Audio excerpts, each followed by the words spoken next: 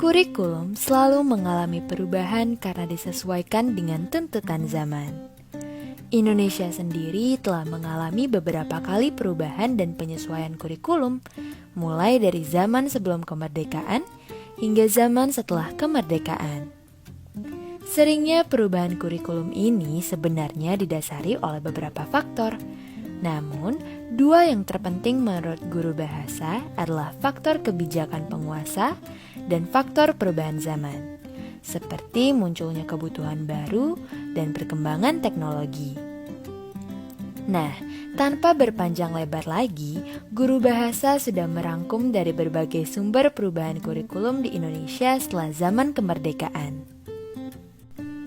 Kurikulum 1947, Rencana Pelajaran 1947.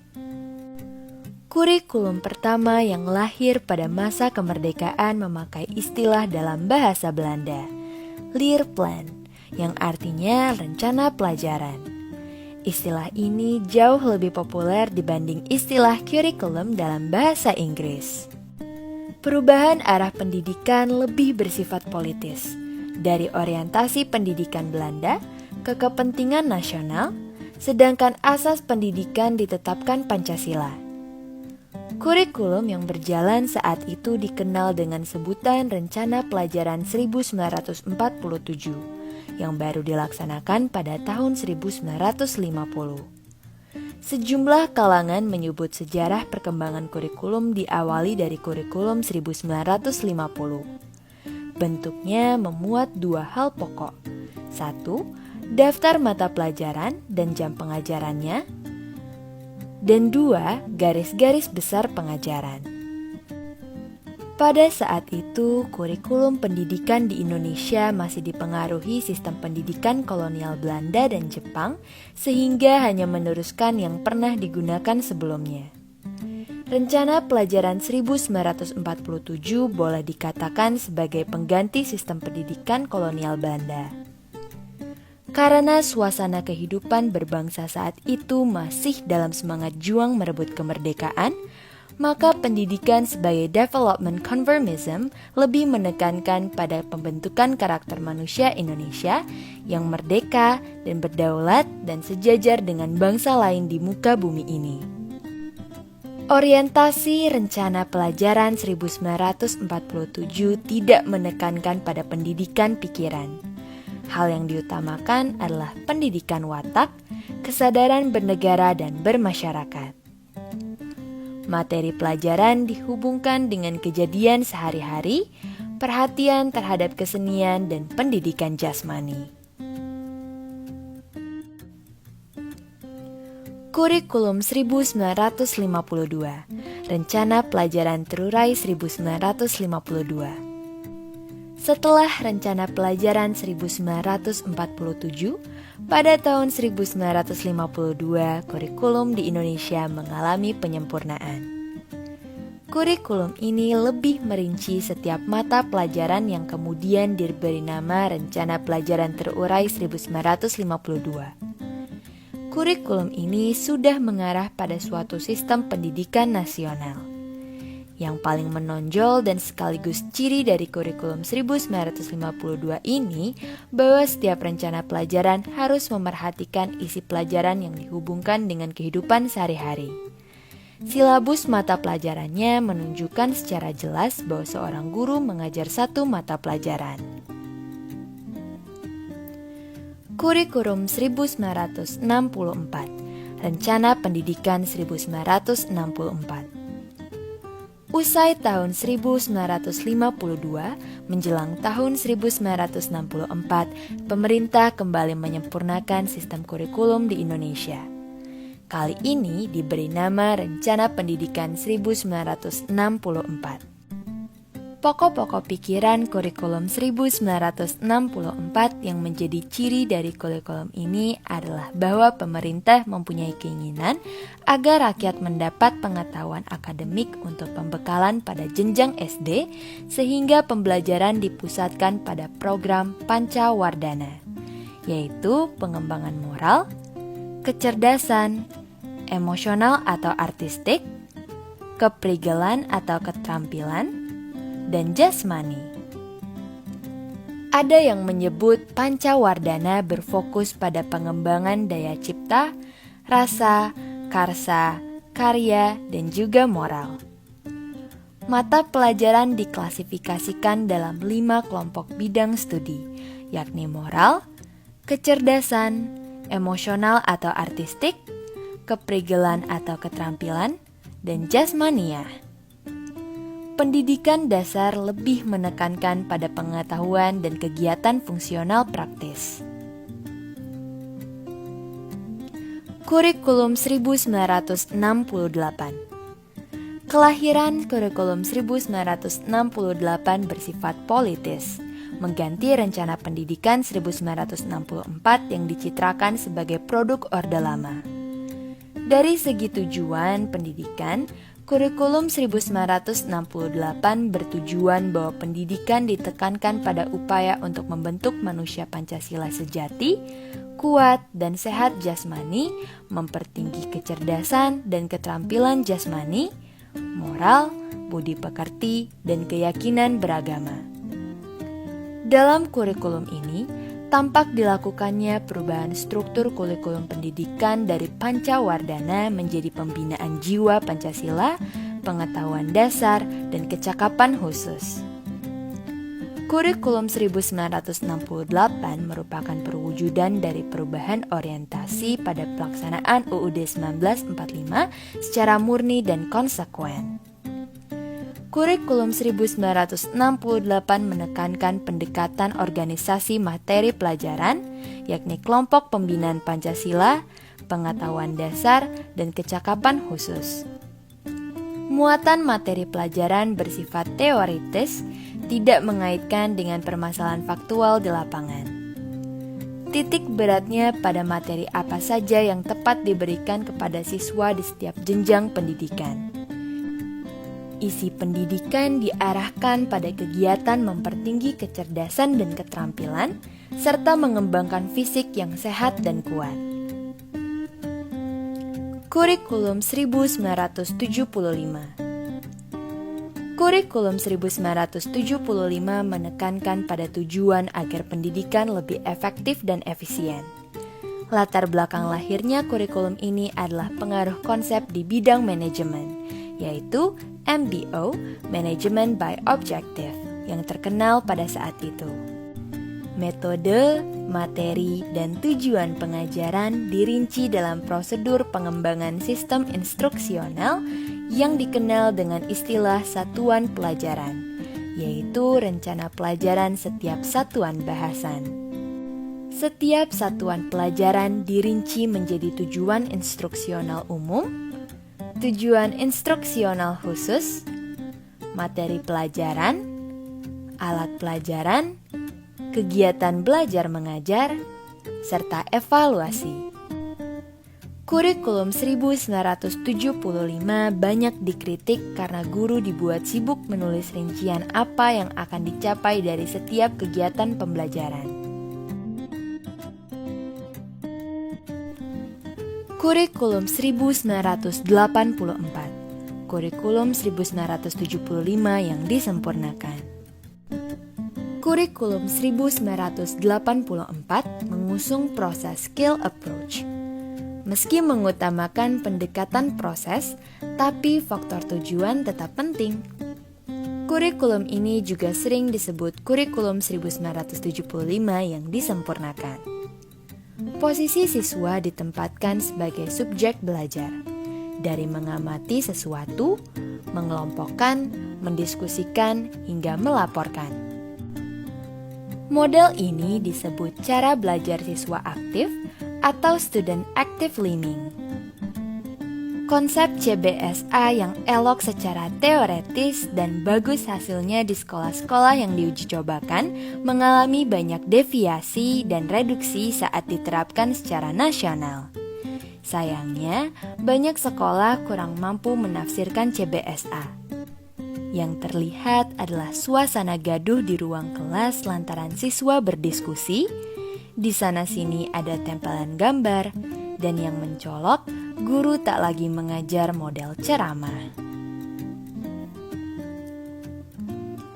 Kurikulum 1994 dan Suplemen Kurikulum 1999. Kurikulum 1994 merupakan hasil upaya untuk memadukan kurikulum-kurikulum sebelumnya, terutama kurikulum 1975 dan 1984. Sayang, perpaduan antara tujuan dan proses belum berhasil sehingga banyak kritik berdatangan disebabkan oleh beban belajar siswa dinilai terlalu berat, dari muatan nasional sampai muatan lokal. Materi muatan lokal disesuaikan dengan kebutuhan daerah masing-masing, misalnya bahasa daerah, kesenian daerah, keterampilan daerah, dan lain-lain.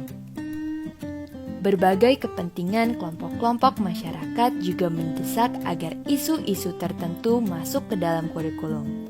Akhirnya, kurikulum 1994 menjelma menjadi kurikulum super padat. Perubahannya lebih pada menambal sejumlah materi pelajaran saja. Kurikulum 2004 KBK, kurikulum berbasis kompetensi. Sebagai pengganti kurikulum 1994 adalah kurikulum 2004 yang disebut dengan kurikulum berbasis kompetensi atau KBK. Suatu program pendidikan berbasis kompetensi harus mengandung 3 unsur pokok, yaitu pemilihan kompetensi yang sesuai, spesifikasi indikator-indikator evaluasi untuk menentukan keberhasilan pencapaian kompetensi, dan pengembangan pembelajaran. KBK memiliki ciri-ciri menekankan pada ketercapaian kompetensi siswa baik secara individual maupun klasikal, berorientasi pada hasil belajar atau learning outcomes, dan keberagaman. Kegiatan pembelajaran menggunakan pendekatan dan metode yang bervariasi. Sumber belajar bukan hanya guru, tetapi juga sumber belajar lainnya yang memenuhi unsur edukatif.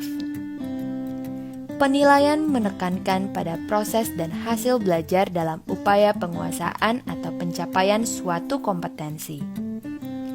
Struktur kompetensi dasar KBK ini dirinci dalam komponen aspek kelas dan semester. Keterampilan dan pengetahuan dalam mata pembelajaran disusun dan dibagi menurut aspek dari mata pelajaran tersebut. Pernyataan hasil belajar ditetapkan untuk setiap aspek rumpun pada pembelajaran pada setiap level. Perumusan hasil belajar adalah untuk menjawab pertanyaan, apa yang harus siswa ketahui dan mampu lakukan sebagai hasil belajar mereka pada level ini? Hasil belajar mencerminkan kelulusan, kedalaman, dan kompleksitas kurikulum dinyatakan dengan kata kerja yang dapat diukur dengan berbagai teknik penilaian. Setiap hasil belajar memiliki seperangkat indikator. Perumusan indikator adalah untuk menjawab pertanyaan, bagaimana kita mengetahui bahwa siswa telah mencapai hasil belajar yang diharapkan?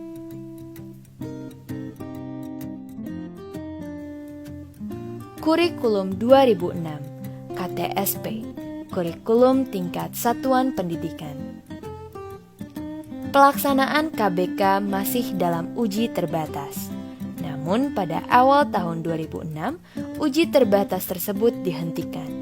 Selanjutnya dengan terbitnya Permen Nomor 24 Tahun 2006 yang mengatur pelaksanaan Permen Nomor 22 Tahun 2006 tentang standar isi kurikulum dan Permen Nomor 23 tentang standar kelulusan.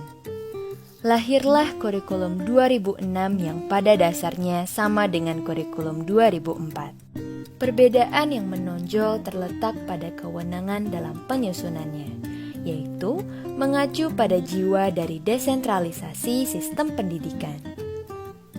Pada kurikulum 2006, pemerintah pusat menetapkan standar kompetensi dan kompetensi dasar, sedangkan sekolah dalam hal ini guru dituntut untuk mampu mengembangkan dalam bentuk silabus dan penilaiannya sesuai dengan kondisi sekolah dan daerahnya. Hasil pengembangan dari semua mata pelajaran dihimpun menjadi sebuah perangkat yang dinamakan Kurikulum Tingkat Satuan Pendidikan atau KTSP. Penyusunan KTSP menjadi tanggung jawab sekolah di bawah binaan dan pemantauan Dinas Pendidikan daerah dan wilayah setempat. Kurikulum 2013.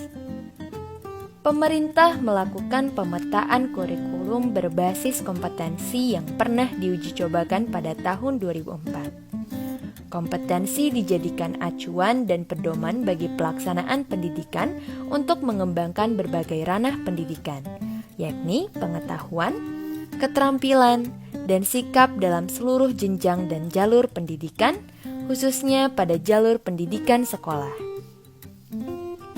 Kurikulum 2013 berbasis kompetensi memfokuskan pada pemerolehan kompetensi-kompetensi tertentu oleh peserta didik.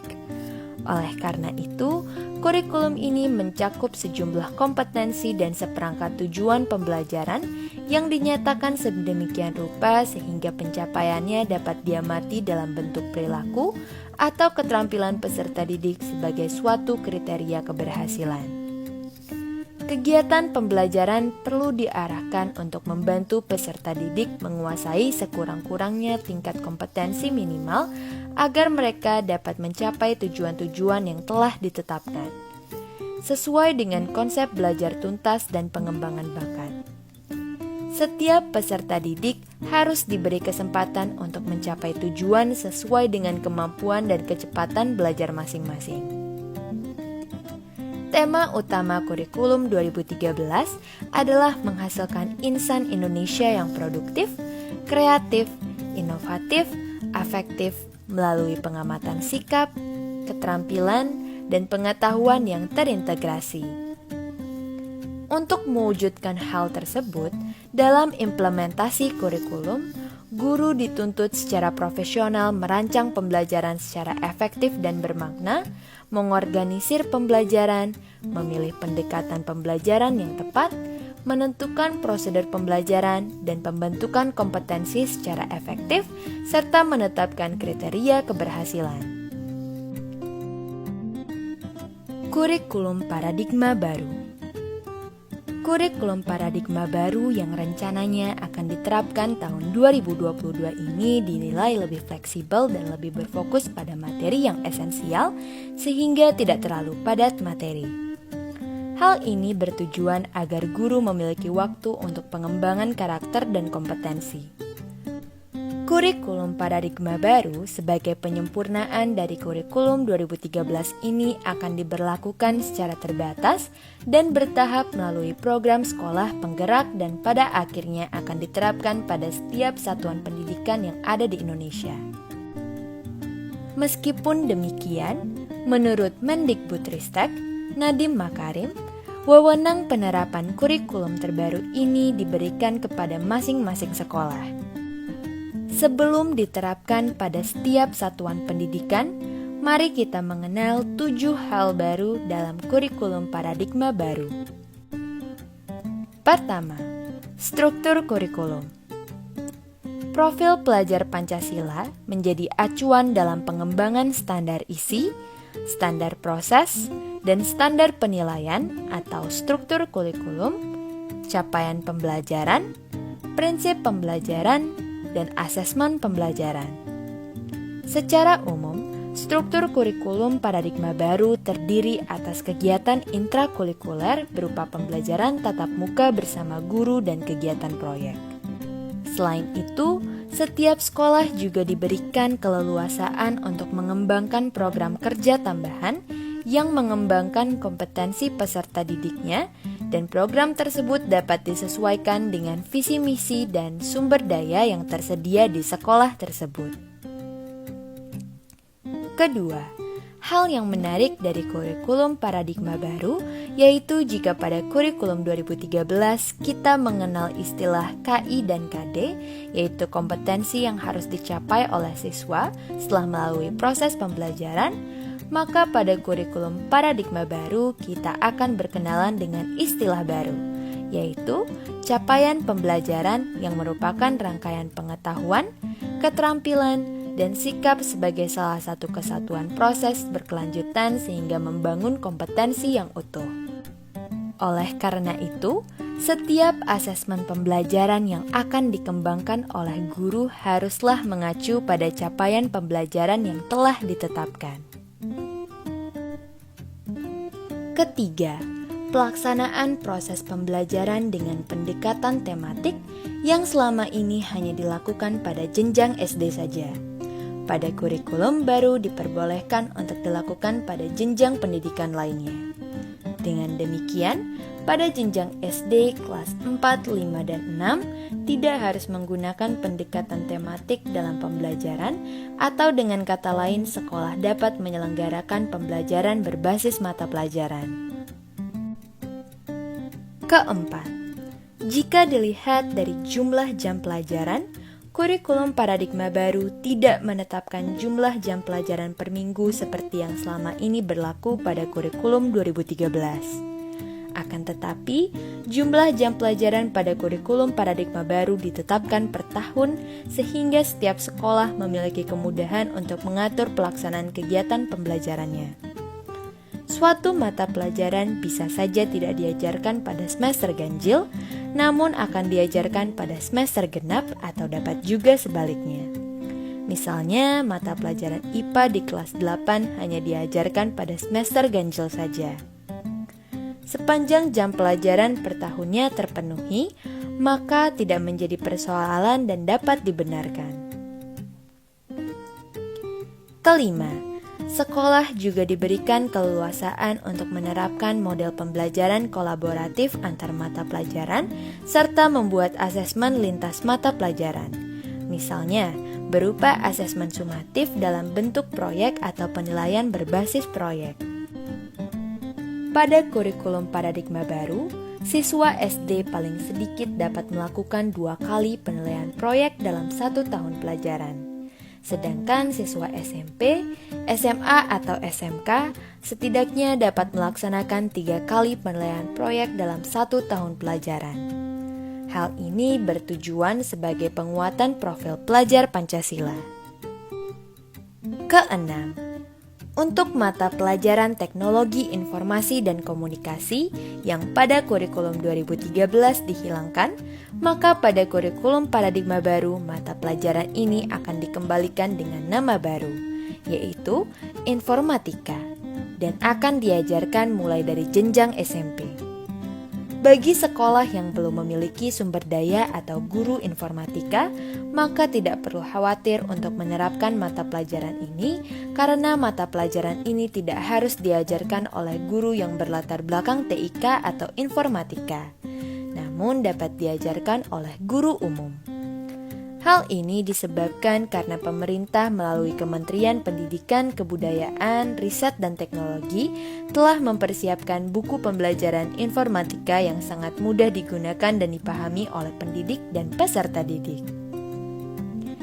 Ketujuh, untuk mata pelajaran IPA dan IPS jenjang sekolah dasar kelas 4, 5, dan 6 yang selama ini berdiri sendiri, dalam kurikulum paradigma baru, kedua mata pelajaran ini akan diajarkan secara bersamaan dengan nama mata pelajaran Ilmu Pengetahuan Alam Sosial atau IPAS. Hal ini bertujuan agar peserta didik lebih siap dalam mengikuti pembelajaran IPA dan IPS yang terpisah pada jenjang SMP. Sedangkan pada jenjang SMA, peminatan atau penjurusan IPA, IPS, dan bahasa akan kembali dilaksanakan pada kelas 11 dan 12. Harapan kita semua tentunya kurikulum yang baru tidak akan mengalami nasib yang sama dengan kurikulum-kurikulum sebelumnya. Namun, yang terpenting, kurikulum baru harus mampu memberikan pencerahan terhadap perubahan paradigma berpikir para pelaksana di lapangan, serta mampu memfasilitasi dan membantu meningkatkan kompetensi peserta didik agar memiliki kecakapan hidup sehingga mampu bersaing baik di kancah nasional maupun internasional.